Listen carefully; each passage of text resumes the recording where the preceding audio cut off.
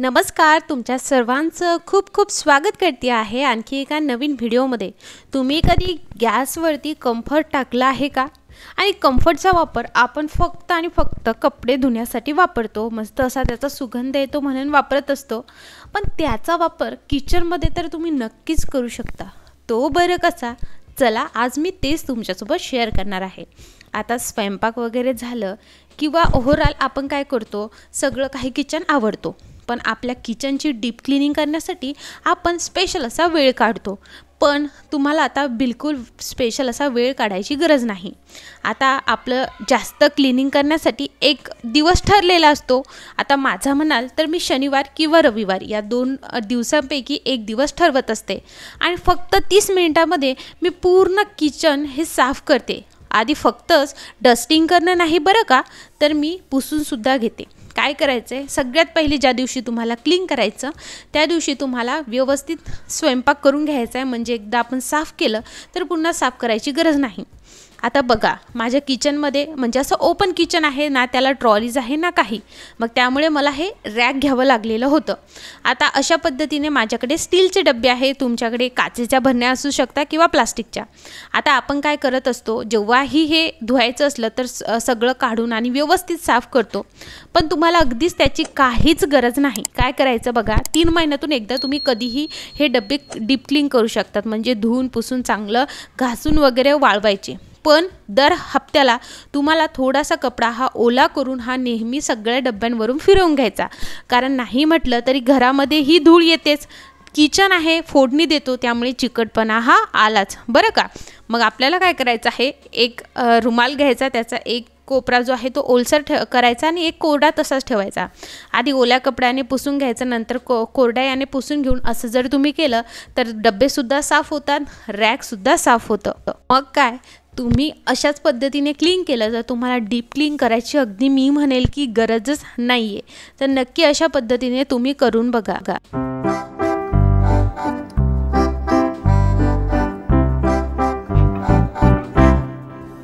आता माझ्याकडे आहे हे दुसरं रॅक।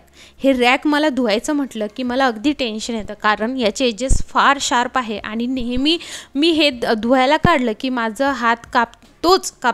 मग मी काय करते, हे अशा पद्धतीने मेंटेन करते, म्हणजे मला हे डीप क्लीन करायचं गरजच नाही। आता बघा, माझं ओपन किचन आहे आणि मी अशा पद्धतीने रॅक्स घेतलेले आहेत। तुमच्या ट्रॉलीज असतील तर तुम्हाला ट्रॉलीजमधलं सगळं सामान जे आहे ते बाहेर काढायचं आहे, साफ करून घ्यायचं आहे, म्हणजे जेणेकरून तुम्हाला एक्स्ट्रा एफर्ट्स लावायची गरजच नाही। आता हे सगळं झाल्यानंतर आपलं पोळपाट बेलणं, त्याचबरोबर आपलं तेलाची केटली, मसाल्याचा डब्बा हे हप्त्याला धुतलंच गेलं पाहिजे। हप्त्याला नसेल धुतलं गेलं तर 15 दिवसाला हे नक्की धुतलं गेलं पाहिजे, म्हणजे काय होतं, हे मेंटेन होतं। पण जसं की पोळपाट झाला तर हा दर 2 दिवसांनी किंवा तुम्ही रोजही हे धुवून घेऊ शकता, पण तो असा भिजवत ठेवायचा नाही, लगेच धुवून घ्यायचं आहे। जर लाकडी असेल तर लाकूड तुम्हाला माहिती हे जे आहे ते जास्त फुगतं, त्यामुळे लगेच साफ करायचं आहे। आता सगळं साफ झाल्यानंतर आपल्याला घ्यायचं आहे गरम पाणी। गरम पाणी का घेतलं आहे, कारण किचन म्हटलं तर चिकटपणा भरपूर असतो, त्यामुळे आपण हे गरम पाणी घेतलेलं आहे। यामध्ये घालतोय आपण कम्फर्ट। आता आपण कम्फर्ट का बरं घातलंय, बऱ्याचदा किचनमध्ये असा कुंबट वास येतो किंवा आपण वेगळी असं काही तळलं वगैरे असेल तेलकट वास येत असतो, किंवा मग अंडं वगैरे फ्राय केलं तर अंड्याचा वास हा पूर्ण किचनभर पसरतो। मग तो वास घालण्यासाठी आणि किचन मस्त असं सुगंधित राहण्यासाठी आपल्याला काय करायचं आहे, कम्फर्टचा वापर करायचा आहे। नंतर त्यामध्ये तुम्हाला घालायचं आहे वॉशिंग पावडर। वॉशिंग पावडरऐवजी डिशवॉश लिक्विडचा वापर केला तरीही चालणार आहे। त्यानंतर डेटॉल यामध्ये आवर्जून घालायचं आहे आणि हे सोल्युशन आपण पूर्ण किचन साफ करण्यासाठी वापरणार आहोत। मग काय करायचं आहे, तुम्हाला असा ओला एखादा तुम्ही गॅस साफ करण्यासाठी आणि गॅस ओटा पुसण्यासाठी रोज एखादा वेगळा कपडा आपल्याकडे असतोच, तोच कपडा तुम्हाला घ्यायचा आहे आणि गॅस हा व्यवस्थितरित्या पुसून घ्यायचा। आता गॅस हा तुम्ही एकदम डीप क्लीन करू शकता, ते मी ऑलरेडी एका व्हिडिओमध्ये शेअर केलेलं आहे, पण ते नसेलच आणि ते का नाही नेहमी धुवून घ्यायचा हे मी तुम्हाला ऑलरेडी शेअर केलं आहे, त्यामुळे असा नेहमी पुसून घ्यायचा। पुसला तरीही गॅस हा व्यवस्थित साफ होतो, त्याचा चिकटपणा पूर्ण निघून जातो। आता मी ह्या सोल्युशननेच गॅस ओट्याच्या मागची भिंत, गॅस ओटा झाला आणि सगळं काही साफ करते. पण आता आपल्याला ह्यात तुम्ही बघू शकता माझ्या किचनमध्ये अगदी चारही बाजूला या टाईल्स लावलेल्या आहेत. त्यामुळे या टाईल्स साफ करणंसुद्धा गरजेचं आहे. तर ह्या टाईल्स तुमच्याही किचनला असेल तर तुम्ही काय करू शकता, सेम सोल्युशनचा वापर करू शकता. नंतर आपल्या किचनमधल्या सगळ्यात मेन उपकरण येतं ते म्हणजे फिल्टर. आता ह्या फिल्टरवरती सुद्धा चिकट अशी लेअर असते बघा. काय करायचं, या सोल्युशननेच व्यवस्थितरित्या पुसून घ्यायचं. अगदी सॉफ्ट मी घासणी घेतली आहे कारण वरची अगदी चिकटपणा झालेला आहे. मग ते सगळं काही मी जे आहे नंतर कोरड्या कपड्याने व्यवस्थितरित्या पुसून घेतलं.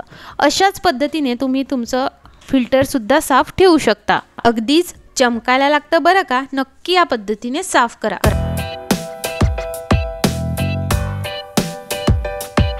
आता मेन गोष्ट येते ती म्हणजे आपल्या भिंती साफ करणं आणि फ्लोअर साफ करणं. तर मी इकडे बकेटीमध्ये गरम पाणी घेतलं आहे, त्यामध्ये कम्फर्ट टाकलेला आहे आणि तुम्ही फ्लोअर क्लिनिंगवाला लिक्विड टाकू शकता, पण मी वॉशिंग पावडर आणि डेटॉलच यामध्ये घातलं आहे.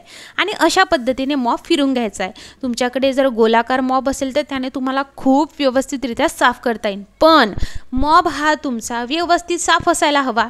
जर मॉबच साफ नसेल तर त्याचंच कचरं तुमच्या भिंतीला लागेल किंवा सरळ तुम्ही वरती जाऊन व्यवस्थित साफ करू शकता. पण आपला सगळं किचन असतं ओलसर, किती नाही म्हटलं पाय ओलसर असतात, अगदी उगाच पडायची शक्यता असते. त्यामुळे मॉपचा वापर करणं कधीही उत्तम. आता त्यामध्ये येतं फॅन. फॅन काय होतं, स्पेशली किचनमधला फॅन हा भरपूर चिकट असतो ॲज कम्पेअर हॉल बेडरूममधला. कारण फोडणी आपण देतो तर अगदी चिकट लेअर त्यावरती होते.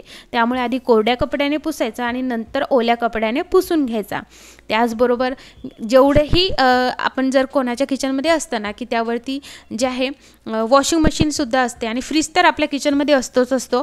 तर काय करायचं आहे, म्हणून आपण या जे सोल्युशन बनवलं त्यामध्ये आपण व्हिनेगरचा वापर केला नाही.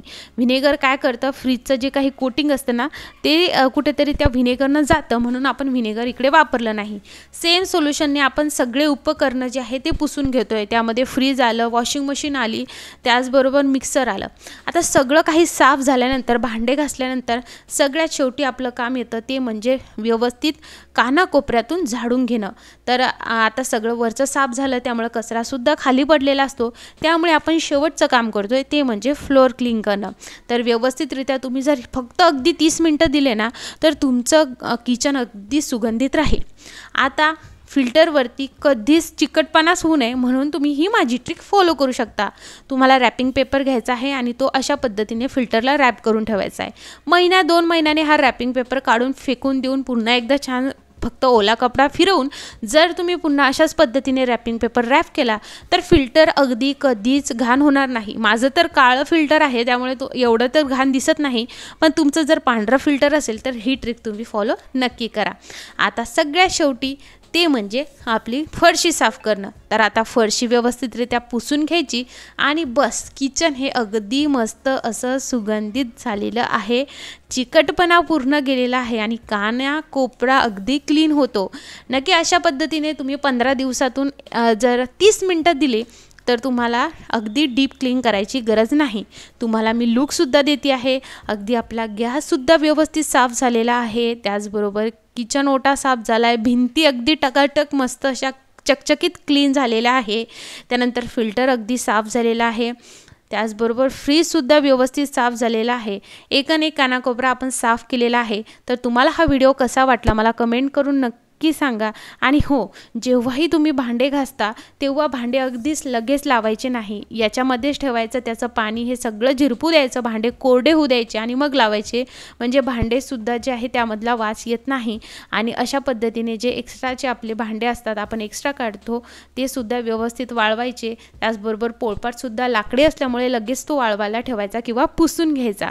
तर अशा पद्धतीने छोट्या छोट्या ट्रिक्स फॉलो करून जर तुम्ही तुमचं किचन मेंटेन केलं तर तुम्हाला एक्स्ट्रा एफर्टसुद्धा द्यावे लागत नाही. किचनसुद्धा सुगंधित राहतं.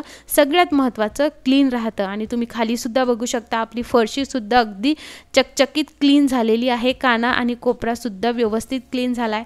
सगळं काही मी त्या सोल्युशनने साफ केलेलं आहे. हा व्हिडिओ थोडाही आवडला असेल, माझे एफर्ट्स थोडेही आवडले असेल, प्लीज तुमच्या फ्रेंड्स आणि फॅमिलीसोबत शेअर करा. आणि हा व्हिडिओ बघितल्याबद्दल खूप खूप आभार. सबस्क्राईब नक्की करा.